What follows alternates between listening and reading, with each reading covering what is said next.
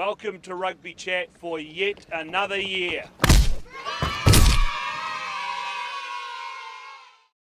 Welcome to spectating to Rugby Chat. Last week I had Richard Kinley on. I tried to get a hold of Brownie, the coach, but apparently he's in Croatia or where is he, Tom? Georgia. He's in Georgia, in fact. So I've actually decided to get a hold of Tom Donnelly. He's the just come back to town, and he's come in as the Otago assistant coach. So welcome along, mate. Good to see you back in town. Thank you.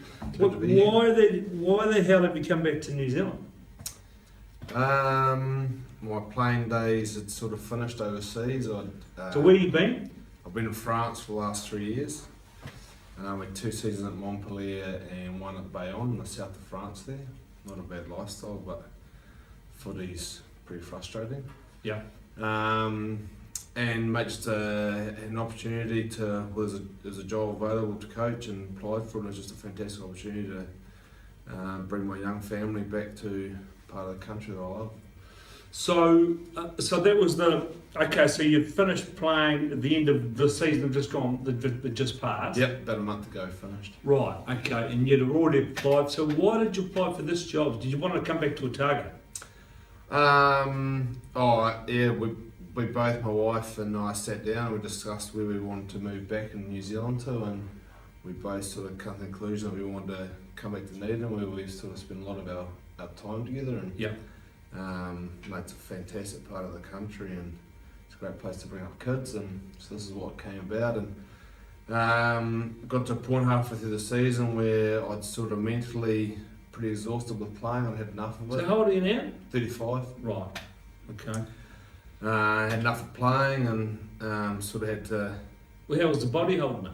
It's not too bad. Obviously, a few bumps and bruises, and I've got pretty poor calves, which seem to blow every now and then. Yep. But no, it wasn't too bad. I was playing sort of 80 minutes most weeks, so I was getting through a bit of work. So what were you playing? Div 1? Top 14, so the top top ground. Unfortunately, I was playing for Bayonne, who'd just been promoted the year before, and we didn't have the best of seasons. I've actually gone straight back down again, so to the second division. So you obviously didn't play very well. No, we played really well in our first game, beat Toulon at home, and then beat a few other good teams at home. We just were away from home. You couldn't win away. Oh, I couldn't even compete away. Okay, so coaching. You do want to get into coaching, though, do you? Yeah, 100%. It was something that even before I left for France, it was something I was really interested in. I was doing a little bit of coaching, and especially at the Blues when I was there, I really helped McBurn out with a lot of the line-out stuff. And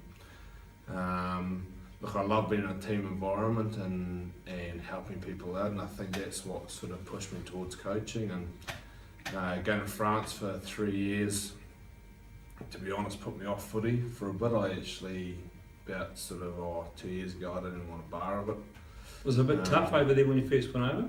No, I really enjoyed it. Just the footy was just the way they treat people over there, and the way the game's played and stuff. It was just like mentally blew me away. And Todd Blackett was coaching Bath at the time, and I went up. They played in Polish by now. I went up to catch up with him and had a coffee, and he was pretty handy or pushing me back into coaching. Said, "Look, you've got a lot to offer." And when I sort of saw this job opportunity, I thought, don't have much to lose. I'll have a crack and put my name in the hat. And well, you must have blown them away, because I'm hearing all sorts of rumours that you just you interviewed your socks off.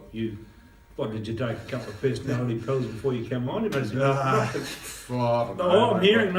heard from people on the panel. They said, Tom just blew us away.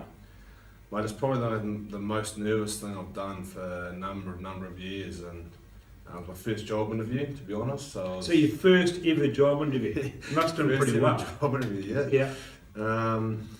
Mate, I just put together what I thought I'd sort of bring to Otago, and what I'd want to do with some of the sort of the big roles with the set piece, and what I wanted to sort of do and coach and bring in, and you must have gone alright. Well, obviously you did, because you've got the job, and there was some, and they had to be fair, they had some reasonable candidates, and they had a couple of local guys I thought were pretty, that had done the sort of groundwork. So It's got to be pretty tough because you're basically coming straight out of playing into coaching. Obviously, it's with a whole new group of players, so you won't really know what these players are. Huh? But you haven't even caught up with your coach yet. No, I landed last Tuesday, turned up to work on Wednesday. And to be honest, I'm a bit like a lost child at the moment, sort of kicking a few stones around the office. Yeah, but you'll be in charge. Oh, no, Tim Collins in charge, to be honest. Oh, I'm don't tell me Collins in charge. Oh, between Tim and myself and Lee Allen and Mux, we're sort of getting through the trainings on Monday, Wednesday nights, and hopefully the boys are learning a wee bit and putting a few structures in place. So when Brownie comes back, you hit the ground running. So how many in your squad now? 300 or 400? I'd like that to be that many, Right. but no, there's not that many. There's not probably many players left in No. town in total. Last night I think there was about maybe 30 there. Right. So you've already got, I was talking to Kinley last week, and you've already got sort of, you've only got about 6 or 7 more you need to contract. Is that true? Do you know about that yet? No, I You think haven't all that caught sort up of with that? stuff. Well, I haven't even talked to Brownie yet, so all that sort of stuff's a bit. Have you talked to Brownie at all? Yep. So corresponded? Brownie was also on the interview panel and interviewed, and Oh, true, it was. so we had a bit of a chat then, and then we've kept in touch. We've had 2 or 3 conversations via FaceTime, whatever it's called, and also emailing and stuff around a few things. But look, we've got, when he gets back, we've still got about a month before we even name the squad, and another. Because you don't, mate, when you name before. you name your squad late July. Yeah, when's the final of the club rugby? I think it's the last weekend of July. Yeah, so we must name it either just before that or just after that. And that gives us, the competition starts end of August. I think we've got about 4 weeks from the time we name our squad, full-time training, or 3 weeks And then you're into it. And we're into competition again. Because it's such a compressed competition. You've got your 10 games, whatever it is, and you've got to have them all over in 5 weeks. 5 weeks. No, that's a bit longer than that. Might But be yeah, 6 that's, weeks. but that's quite compressed. I think 8 weeks, or 10 weeks for the whole competition. So 10 round-robin games and 2 playoffs. So have you been have you been staying in touch with club rugby since you've Yep, since you got this job? Yeah, so when I got the job, was sort of the hardest thing for me was knowing I was coming back to it and wanting to get stuck in and start and do work on it, and I felt a little bit lost and sort of hopeless over there. So Brownie jacked up one of the Nelson's guys to send me the games most weekends. So you've seen quite a few games? Yep. Yeah, I've sort of watched and more watched a lot of the set piece sort of stuff. And last weekend I watched the Kaikorai Harbour game. Okay, righto. Okay, so how much video have you seen then? Have you seen quite a few games? Yeah, I've probably seen bits of maybe a dozen games. Right. All up, and with an eye on Brownie's given me a few players to look at and keep an eye on and look for that sort of stuff. So your role in the team, as in the coaching, you'll be the forward coach. Yep. So you're a straight replacement for Ben Herring. Yes, but I think our roles have sort of slightly changed. Like I think Ben was in charge of the defence last year. I think Lee Allen's going to do that this year, and also Right. do more a set piece sort of forward coach. Right. Okay. And now I did also ask Kinley last week. Well, look, we're a bit short of locks this year. So do we get Tom to strap on the boots at any stage, or are you gone? Look, never say never, but I think we'll have to be scraping the bottom of the barrel fairly deep. Because to be fair, you look at your numbers and you look at, who have you got? I mean, you're obviously with Tom Frankton going is a massive loss for us. Yep. You've still got, who else have you still got in your locks? Who have you got in your? We've got Dixon and Tweed contracted. Tweedy one, and he's injured at the moment. He's got a broken toe or something, isn't he?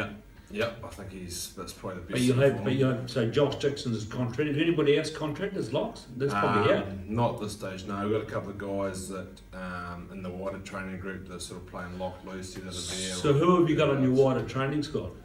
Yeah, I can't name them. Right. I'm just trying to think who you'll have. It'll come back to me. I know they've got the guy from Kite, the Irish boy. I don't know the exact names. Remain. Yeah. The guy from Zingery, Tom Rowe. Yep. Who plays lock 6. Yeah. There's a varsity bloke that we're looking at as well. That'll be Stratton. He's good. He's quite good. Yeah. Big So tall boy. those are sort of the three we're looking at. And there's a couple of Island boys. One at Harbour. Chucky Karoi. Yep. Yeah. And I can't remember the other one. Sorry. Right. Yeah, so there's a the Chucky Karoi goes alright. Yeah, exactly right. And the big varsity lock is he's a seriously good good player. You know, it's a massive loss for us losing Tom Franklin, but at the end of the day, it just gives an opportunity for someone else to just put their hand up and stake a claim to the. Yeah, because I've just been looking. I'm writing a column for tomorrow as we speak, and I haven't finished it yet. But because I hear on the grapevine, Farsi Furtai could be away now. But that'll be a big loss for Otago if he goes. He was away to Bordeaux. Yeah, again, it's above my pay grade. What's Right. going on there? I think. Sorry. And I also heard that today that Matt Faddis has broken his hand. Yeah, it broke his hand last weekend. So how long's that? Oh, not long. Not 5, long. 6 weeks, I don't think. 5 6. So he should be still at. I think I was talking to him at the Top Cup game in the weekend, and he said he should be back for the playoffs. Okay, right. So I think they've got 4 weeks now. Right, so that's not that bad then. No, I think he misses one game. Might miss the last round robin game. Obviously, he won't play in this Lions game on Tuesday. Well, he was talking about cutting his cast off and just jabbing it up to play. So he's pretty desperate to play, but I don't know if the medical staff will. I hear they've been a bit lucky. They've got a few back. Yeah, well, They've released. today. I think they've released Naholo. Yeah, Naholo. Sopawanga. Liam Cotman and Sopawanga. Which is that'll because they've lost quite a few to the Maoris, obviously. Yep, massive. So that'll be massive for them, to be honest. Okay, so look, so where to from here? I mean, have you bought a house back in Dunedin yet? I still got a house from when we lived Oh, here you a few still? years ago. Yeah. Right, you better So arrange it out. we're moving in there hopefully in the next sort of week or so. Right. So what's the plan for Tom? I mean, coaching's where it's going to be for you for the next wee while? Yeah, it's a pretty good question, to be honest. Definitely for now, like I'm really excited about this opportunity I've got here, and You'll be getting paid big money because they've got a massive budget for coaches here. yeah, exactly right. Yeah. So, But you're keen to really, yeah. So this will be year one. 100%. Look at year one. If it works out, it's something that I'd like to pursue, and it definitely, this is a great opportunity to start my career. I'll just turn. I'll I'll just turn my phone off. But that shouldn't happen when I'm doing an interview. No, Anyway, that's only it's Richard Kinley just ringing me up. So yeah, okay. So the first year, and you obviously want to grow and. Oh man, I think it's a bit like playing. Like you play rugby to play at the highest level. So obviously for me, I want to coach. I want to be at the highest level. If one day I get to an international side, it'd be pretty fantastic. And if I enjoy it and keep doing it, then yeah, that's where the sort of goal is to be. Okay, mate, look, we better quickly move on to the club rugby games that are coming out this weekend. We've had a few draws in the last few weeks, a wee bit hard to pick. It's a wee bit more clear cut this weekend. Probably the hardest game, Harbour and Dunedin, down at Harbour. I'm going to go Harbour. Unbelievable, I can't believe you're saying that. Zingaree and Varsity. I have to go varsity. As a varsity. They're not travelling that well. No, and they've got a few players out with exams, obviously exams for the students at the moment, so pretty hectic time for varsity rugby, but I think they'll pull through. I'm just looking at it, I just don't see them making the top four now. Unless they come home with a wet start. Yeah, I think they have to win the rest of the games, but like Kaikorai last year, you won the banner, so... Yeah, don't remind me of that. Yeah. At Kaikorai boys have a lot of joy, like the likes of Doc and Co trying to tell me how good things were at Kaikorai last year. Okay, so you're going university, Kaikorai and Tyree. Tyree not travelling that well. And at Tyree? At Tyree. Yeah, I'll go Kaikorai. They played pretty well on the weekend. Yeah, no, they're going good. Did you watch them on the weekend? Yeah, I watched them there. And Alhambra Union and Green Island. North Ground? They are playing on the North Ground. Yeah, Alhambra Union. Yeah, Alhambra Union. They still called the dump trucks? Well, they changed their name, and they were the dump trucks, then they became, they didn't become the Grizzly, that's Green Island, they became The Broncos. Oh, the Broncos. I like to call them the ponies when they don't go that well, and I like to call them a Lambra most of all because they really hate that when they get called a Lambra. So, mate, so look, let's quickly talk about Otago then, just to finish. How look, they nearly made it back to Div 1 last year. Like, I know it's early days for you, but are you seeing enough to say we can go all the way this year and win that part 2 of that competition or whatever it's called? Oh, without a doubt. Looking at the style of footy they played last year and the team that they've kept from last year, obviously we've lost a couple, but and just the structures and stuff, it's a pretty exciting time for Otago at the moment. I think if we get things right this year, we definitely have a good crack at getting back to the top division. Okay, so there it is. Just quickly, that big game this weekend is probably Harbour versus Dunedin. Harbour will have a few out with, I think they've called all their Highlanders back into the squad, so they'll lose Theo Tompkinson. That'll be a big loss for them. Dunedin probably won't have Sam Manson. Heather, I hear he's injured after last weekend in that Barbarians game. They probably won't have Harmy Toma. He may have a concussion. So this game could be very easy. I could easily call it a draw because I've picked draws here before and got them through. But I'm saying Dunedin, even though they're playing down there, they win by 2. And we'll talk to you again next week.